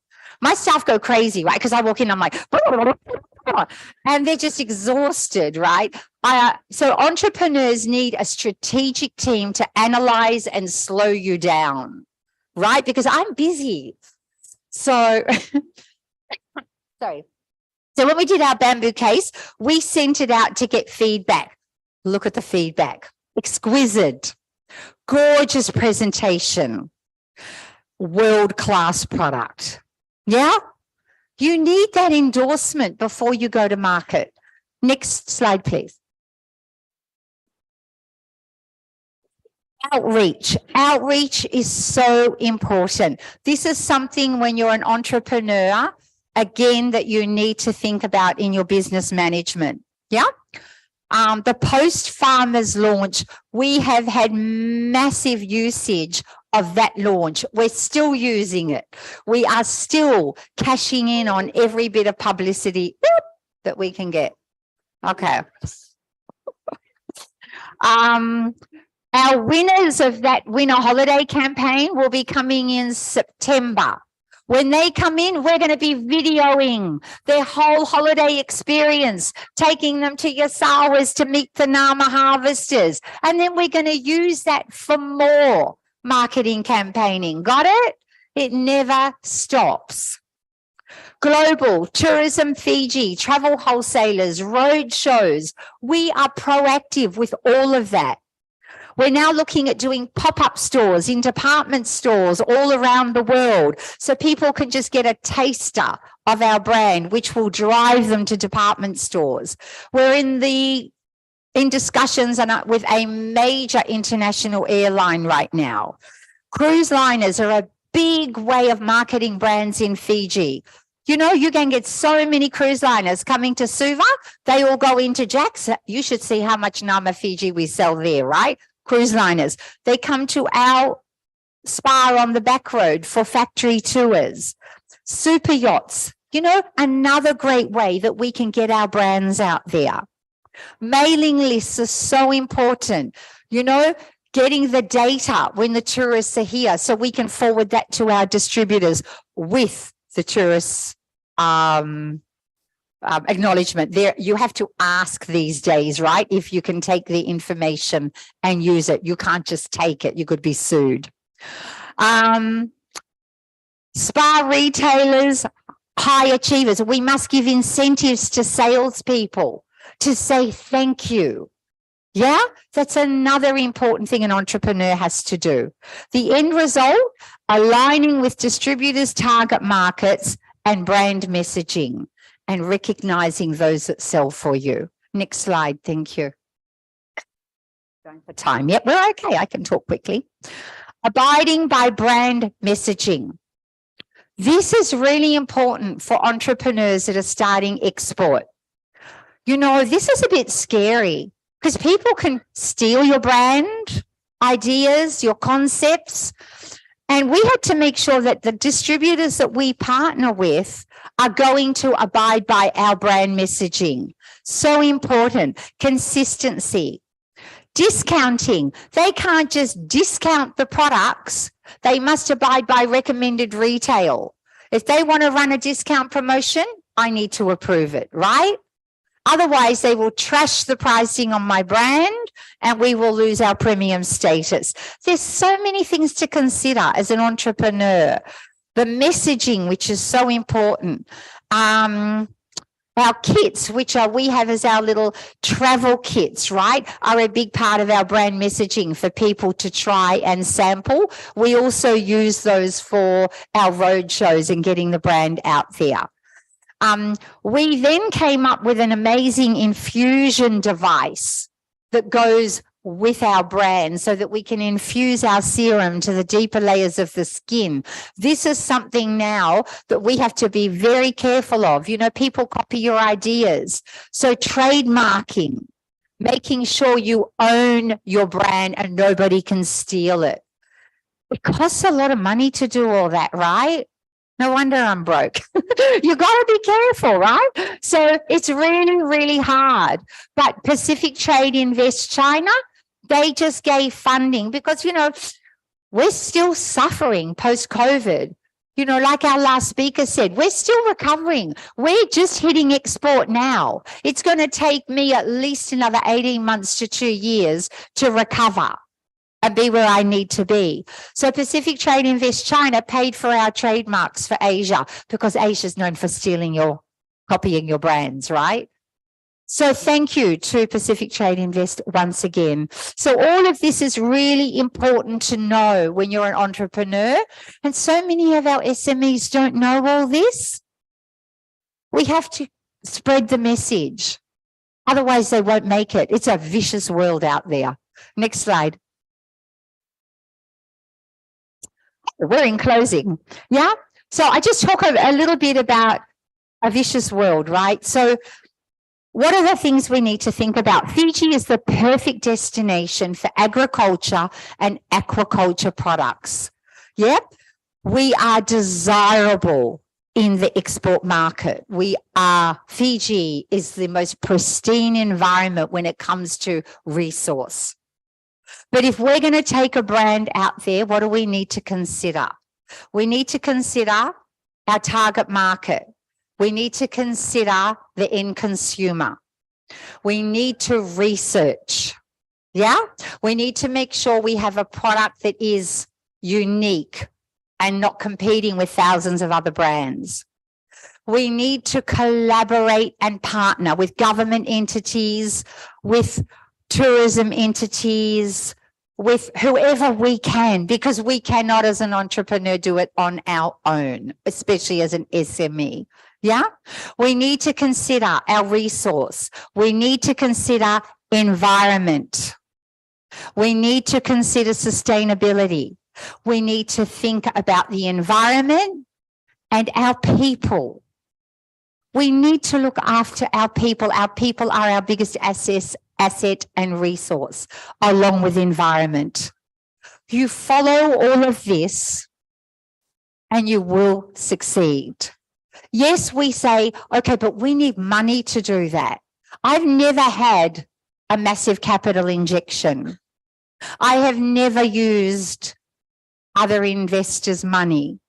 I did this out of hard work, passion, dedication. I've been doing this for 25 years, right? It doesn't happen overnight. But I wished I had people that could have taught me 3/4 of this 25 years ago. I learned from trial and error. And now I want to use my experience and my words to help. And I do. I do a lot of guest speaking for SMEs, because it shouldn't take them 25 years to reach this point. It can happen quickly, but you have to be careful and you have to consider everything along the way. But we've got everything it takes in Fiji to make it happen. Vinaka.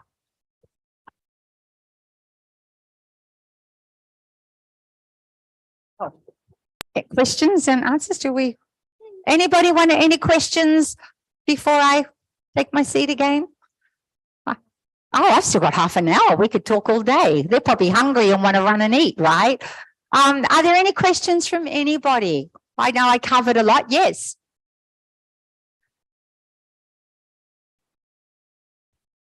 Hi, Deborah, nice to meet you. What makes you tick every day as you're doing your job, when you're facing your challenges, and what drives you to the next step? That one just made me teary, right? You know, when you're a business owner and an entrepreneur, and I am going to get teary because COVID, like, we always have challenges in Fiji. You know, I thought I was a really good businesswoman when I came to Fiji. Holy, I knew nothing, right? I have learned so much and I am so grateful for Fiji, because I have learned so much because of the challenges, the cyclones, that we won't say political unrest times, you know, all the things that impact our business. And then COVID hit, right? So I've had lots of challenges, and because I wasn't a multimillionaire when I started out, right? Sure, I was a kavalangi once when I first came here, and people probably thought I was rich. I wasn't rich. I was rich in resource and knowledge. Yeah. So over these years, when I've had the challenges, my team will tell you, my team is everything to me. Majority of my staff have been with me for 12, 15, 20 years plus. They don't leave me. That's a big thing in any business, is to hang on to your team. Yeah. Your team is everything. And when I have been at my worst level point thinking, how am I going to keep this business afloat? You know, COVID was the hardest. My team were there for me. My amazing team. There were times where they came to work with no pay. They said, it's okay, bossa, you pay us later when things normalize. I'm telling you, when I say value your people, and that's what keeps me positive. I'm responsible for women harvesters to put money in their pocket. I'm responsible for all of my staff. And it's my team that I value that keep me going and keep me ticking. Yeah. And at the end of the day, and also I don't just work for money. I'm extremely passionate, as you've probably gathered, about what I do. I love what I do. I am so damn happy that I get to do what I love. And when you do what you love, I don't want to stay home. I want to be in my office. I want to be with my women. I hate staying home. I can't wait for Monday. That's what makes me tick. Any other questions? You sure? Okay. I don't mind running. Kiss me, skinny. Hi, good afternoon. Okay, Seth. So this is a big question, I think, for everybody in this room. As entrepreneurs, we have ideas that we want to bring into fruition through financing or whatever it is, but we're worried about people stealing our ideas. So how did you go about with your trademarking and your patents? And when people did try and steal your ideas, how did you battle it? How did you fight it? Thank you. Very good question. So when people steal ideas, like because I was the founder of Spa Tourism, I remember for the first 15 years in Fiji, because back then Fiji didn't have the social media and the exposure that it has now, right? People can now learn from social media what else is going on around the world. But back then in Fiji, when I first came, we didn't have that. So people used to copy me all the time. We would laugh because we'd go, oh, look, that spa's got the same uniform as ours, or they're doing that the same as us, or they're doing that the same as us. Sometimes I started to get emotional and think, damn, but you know what? That taught me to be a better businesswoman. I then started taking it as a compliment and going, thank you. Where else are these girls going to learn? They're going to learn from me, right? So I took it as a compliment, but then it made me learn to make sure I'm evolving all the time. So once again, we stay with our focus, but we reinvent our messaging. We reinvent our packaging. Already, we've been discussing now newer packaging concepts for VS and Nama Spa, right? So we're constantly coming up with new ideas. That's really important, or you become complacent and then people will leave you behind. Then we talk about trademarks, yeah? So once again, I didn't have the money for trademarks. Trademarks globally are expensive. That's where you reach out to your government entities. Yeah, MET-USP are fantastic with all of this, and Pacific Trade Invest. That's who you reach out to. They will give grants for that, providing they're not going to give you a grant if they think you're high risk, right? They're there to support you if you've ticked all the boxes initially.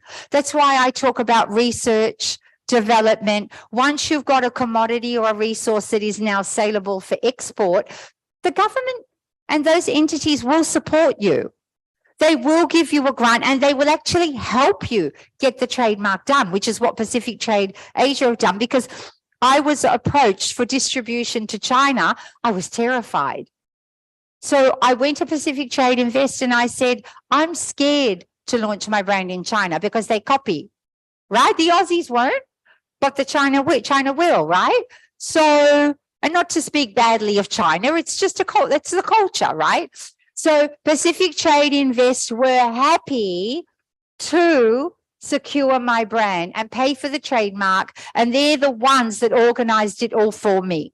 So it is out there, but you must do it. You must safeguard your brand. And of course, you register your own trademark names here through MET-USP and secure your brand.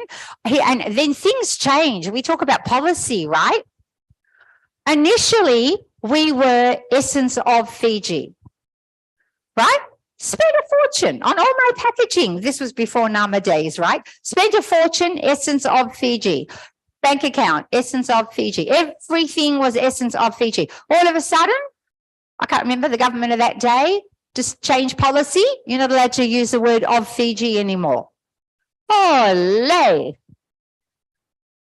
All of a sudden, we had to change our name. So we went from Essence of Fiji to Essence Group Fiji.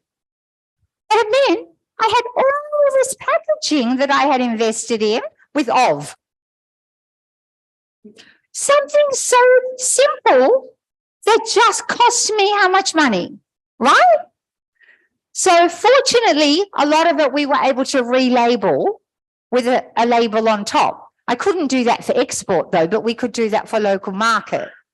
But, you know, these are the challenges that sometimes we have. It's not, you know, not just securing your trademark, it's when policies change. So it's really, I didn't think back then, now I do. It's so important that we keep updated and in good communication with government sectors, MET-USP, so that we're kind of ahead of our game as much as we can be, because stuff changes and it can cost you a lot of money. Any other questions? Deborah, can we please have a question on Zoom? Yes, absolutely. Yeah, so your first question is, Oh, did you say you have an academy to train those that want to get into the skincare industry? So yes, my very first business was Spa Academy Fiji. So in our school, we train, it's an international accreditation, so you can work anywhere in the world. And we train girls in specialized skincare. Of course, we do massage and all the basic stuff, but we also do specialized skincare. When we came to Suva this trip, we saw how proud were we? How many past graduates did we bump into this morning? I bumped into one who's working as a skincare consultant for Tapoos. We bumped into another two that are working for Mantra Spa. Like this was on our way here, right? Hugs, kisses, love you, love you. I'm so proud, right? A lot of our graduates are working overseas. I have one of my 1998 graduates, Nazmal from Singatoka, is a trainer in a school in Sydney. How's that? One of our other graduates won Businesswoman of the Year in New Zealand. She has her own spa company over there.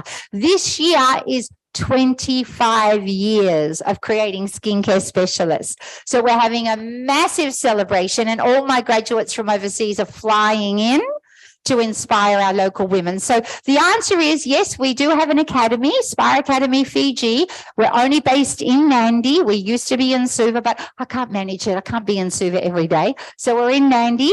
But with that qualification, you can learn everything you need to know about skincare and skin. Thank you. Then we've got how to make a plan to start off a business. Yeah, that's a big one. How do you make a plan? You know what? I could never be a chef or have a restaurant business. I'm the worst cook in the world. I love eating though. So I think when you're going to make a business plan, think about two things, your passion and your expertise, right? Don't try and do something that's out of your reach.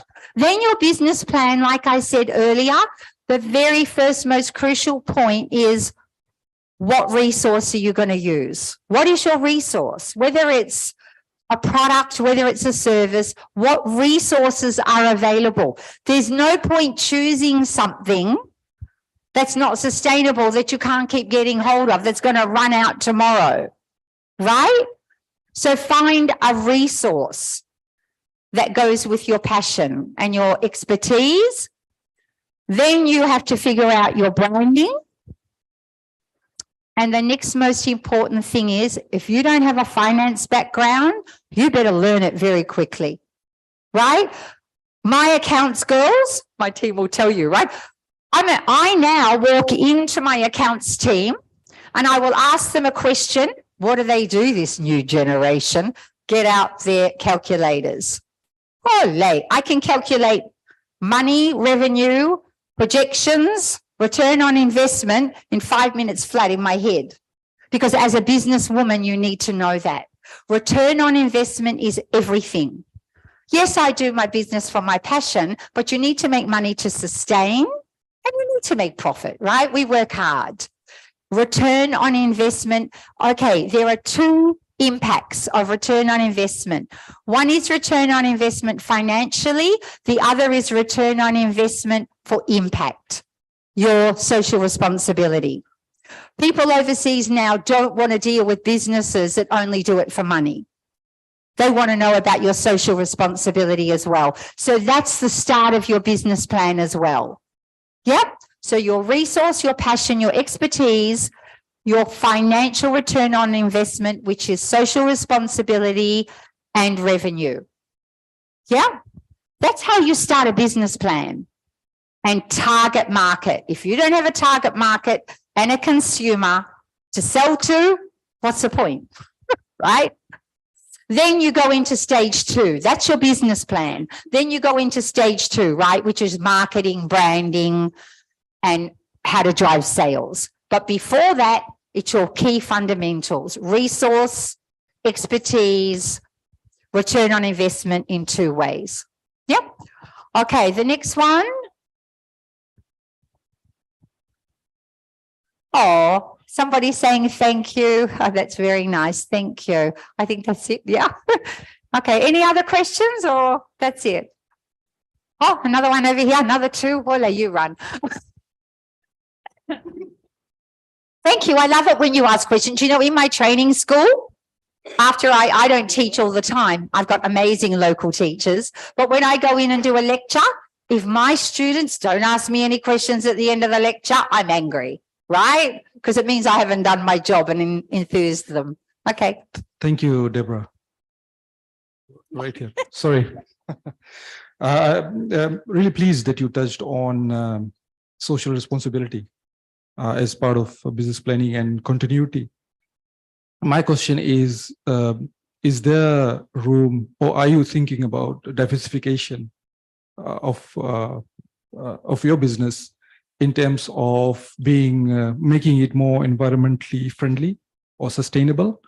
I see your input is seaweed into your product, and is there room or probably future aspect of you diversifying into seaweed packaging as a way forward? And I mean, again, you've touched on research and yeah. So, is there room for that in your business going forward? You just made me so happy, right? Because of that question. Okay, so before I respond with a final answer on that, I am also currently looking at Nama farming for all the other Yasawa regions. So even though we're not raping and pillaging and it replenishes quickly, we also know how good Nama is as a resource for oxygenating the environment. Excuse me. And because we are now coming up with Nama cuisine brand for export, that will be bigger volume Nama. So we're already working on our Nama farming projects, which is very exciting. Now, on the way driving here, I love it when we come to Suva, right? It gets me out of the office and we're brainstorming. My poor staff, like they can't relax in the car because I'm like still thinking. So we're brainstorming all the way here. And we were talking about, I just had a very big meeting with our US distributor yesterday morning, who is heavily focused on environmental impact. And he said, Deborah, what are you planning to do about your carton packaging instead of using the polyurethane styrofoam ones, which is what everybody in Fiji is currently using, right? We had already been brainstorming, and I discussed this yesterday, right? And I said that I had seen seaweed packaging being done in Indonesia and that it needs to be done here. I also said, I know that they're also doing it in Indonesia or Thailand, somewhere else with coconut husks. Yeah. We talked about that yesterday on the way to Suva. This is so important because even for how many people here are exporting and all using polyurethane packaging inserts? I don't know. Our freighting companies, I'm going to go see them. They need to start demanding it, right? Because we have a social responsibility. So thank you for asking me that. We're already on it. We're actually lined up a meeting with, yes, a small SME in Nandi as soon as we get back to discuss the coconut husking one. But I would, okay, Grossilaria. Grossilaria, before I started working with Nama, I started looking at the Grossilaria, which is the seaweed, the long lumi, that is swamping the Mamanuva resorts. Yeah? We know why. I won't say why it's swamping the resorts, but why it's growing the way it's growing. It's another environmental nightmare. But that seaweed is swamping the beaches, and the Mamanudhas are doing everything in their power to rectify and overcome all of this. So initially I looked at that seaweed, but unfortunately it didn't fit with my uniqueness for skincare.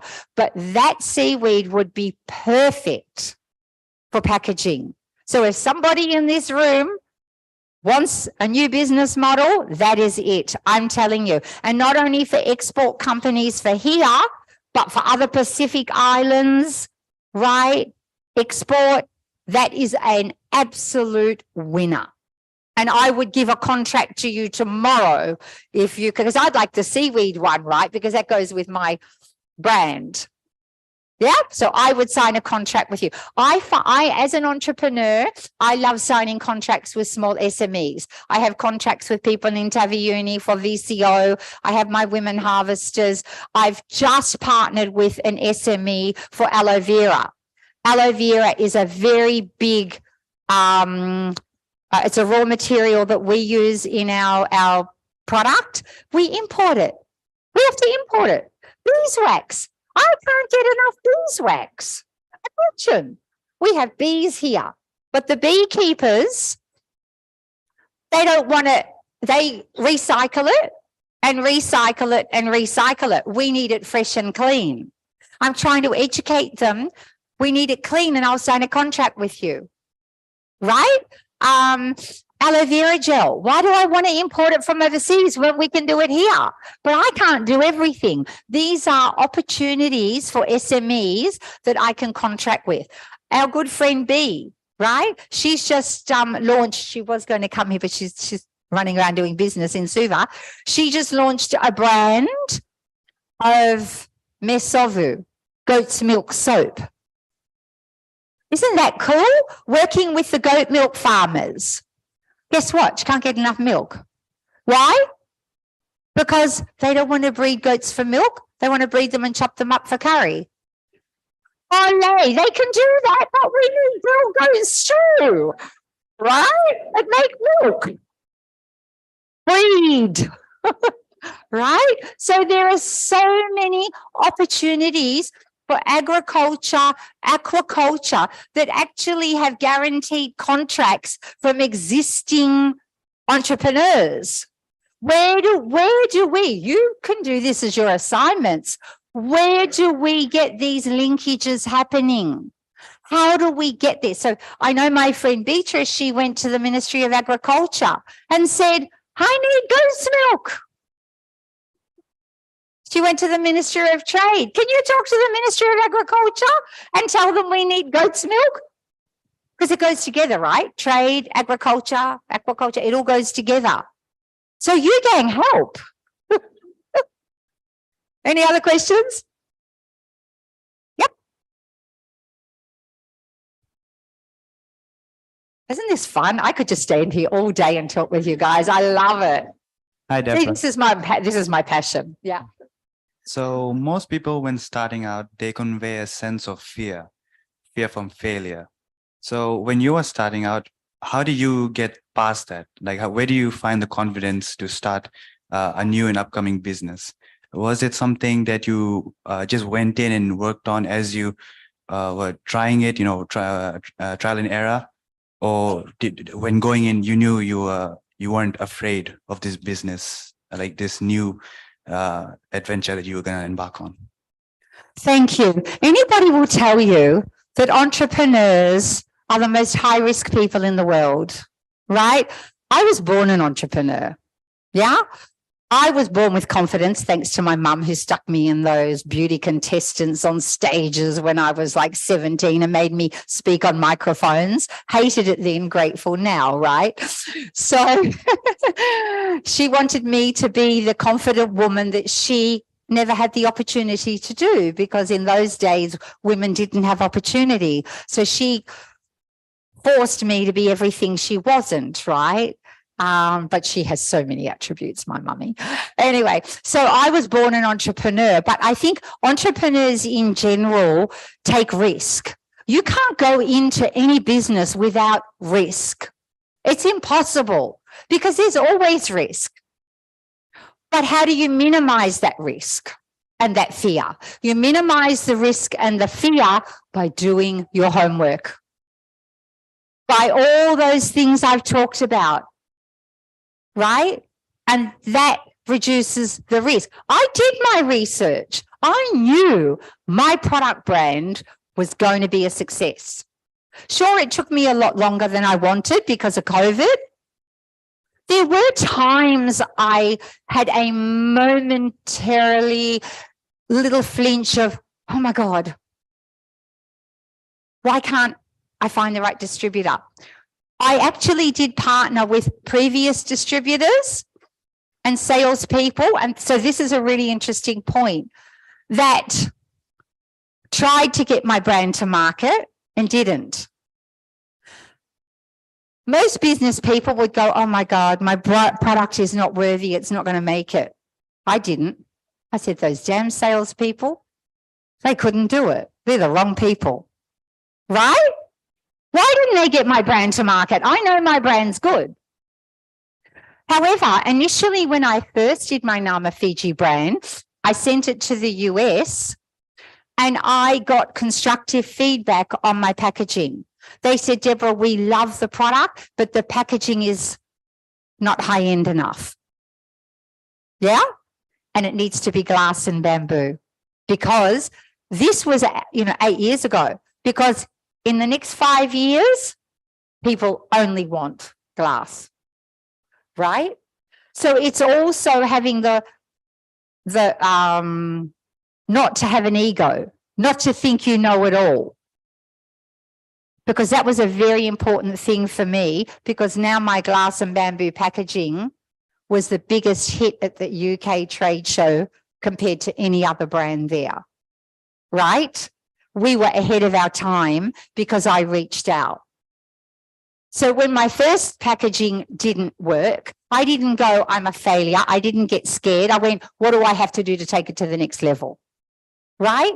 Don't doubt yourself. Take constructive feedback, know your product, do your research, and there is no risk. Thank you.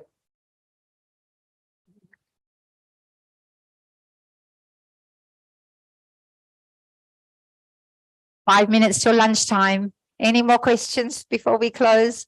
Oh, one right up the back. I'm not running up there. No way.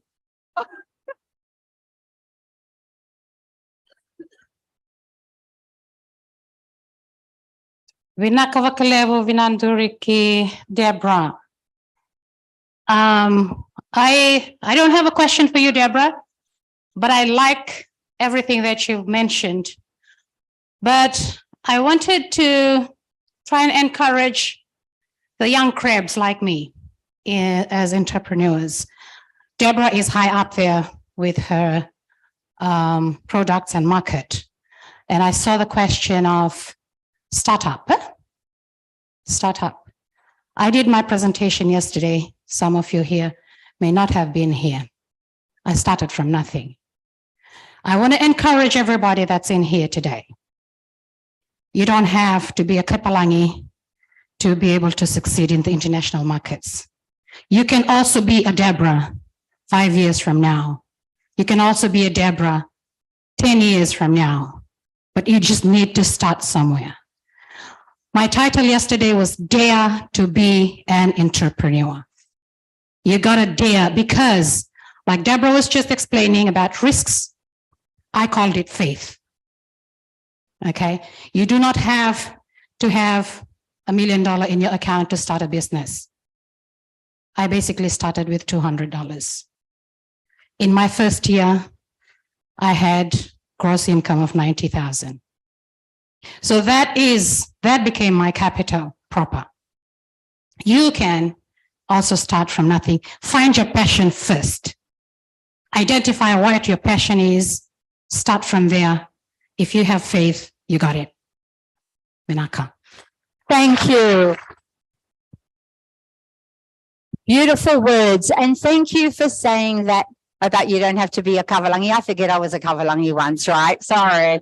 Oh, like, hello, when I'm in here with you, I'm just one of you. But she's right. Like, don't think that you can't do this because you're from Fiji. Yeah? We have incredible talent in this country. I just told you before how one of my ex-graduates is a trainer in Sydney, won Businesswoman of the Year in New Zealand. But don't leave to get your fame, right? Do it here, because we need expertise in Fiji. My team are the most talented people. I don't have any expats working in my company. All of my team my chemicals in my factory that make my product, my marketing strategies, export analysis, everything is done with local expertise. I would not be standing here without my local expertise. So believe in yourself. You've got everything here. Just go for it. Vinaka.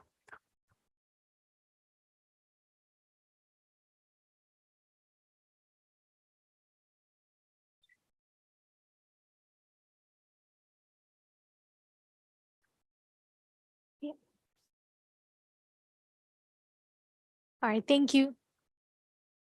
Thank you, Deborah, for the wonderful presentation. Could we have another round of applause for Deborah, please?